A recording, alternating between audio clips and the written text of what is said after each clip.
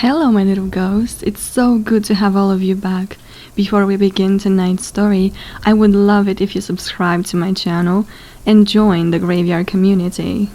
60% of our watchers are still not joining us on the dark side, and I'd love it so much if we reached 1,000 subscribers by Christmas. Alright, let's dig in now, shall we? At the center of the city of the dead lies a relic many have sought to claim as their own. The still beating heart of a demon so ancient, his name has long been forgotten. It is said that whoever holds the heart will gain 10 years of life for every heartbeat they've managed to hold it for. A promising concept for those who are in love with their mortal life.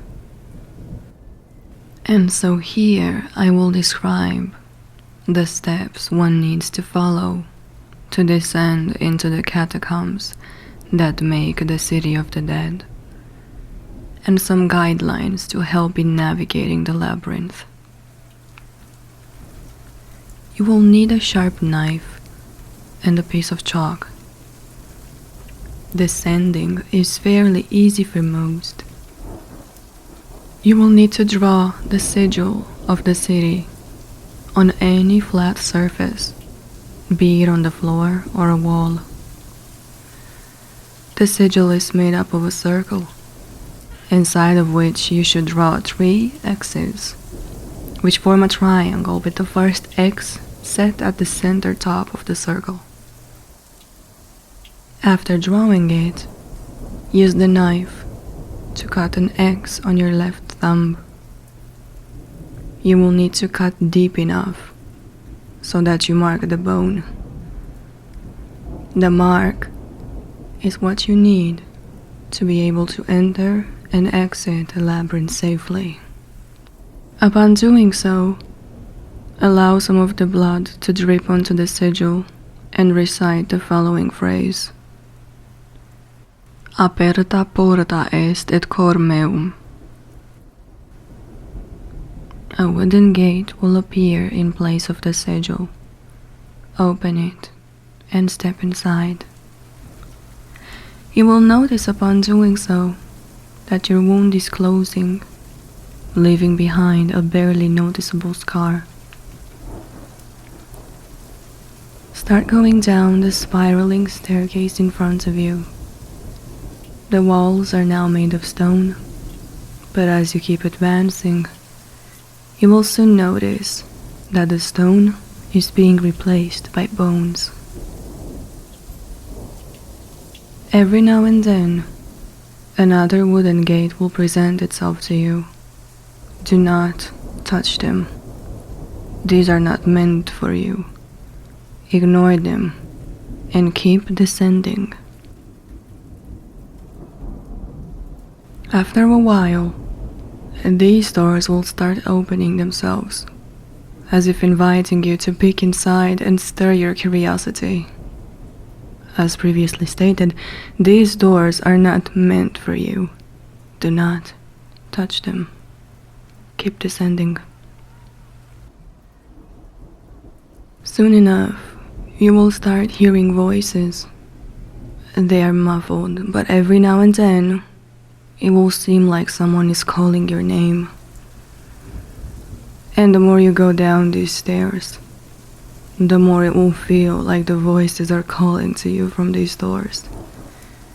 You must ignore them and keep descending. Not long after, another gate will open for you, but this time you will notice your name written above it. You will not be able to resist looking at it, and as you do, the skulls surrounding the gate will gape their mouths open and start chanting. Here lies redemption, go no further. The path of the sinner calls for murder. This is not the door you are looking for. It is a trick. Do not fall for it. Do not allow it to turn you away from your chosen path. Keep descending. At the bottom of the spiraling staircase, there is nothing but darkness. Pitch black everywhere you look. If you listen closely, however, you will hear a chant. Voices singing in a choir coming from below. Let the chanting guide you through the darkness. Soon enough, you will find its source. It's a well. The chanting is coming from that well, and that is the way to go. Climb on the ledge and let yourself plummet into the well. You will plunge into a murky lake. If you lose your way in the water, just notice which way the air bubbles are going and swim that way to resurface.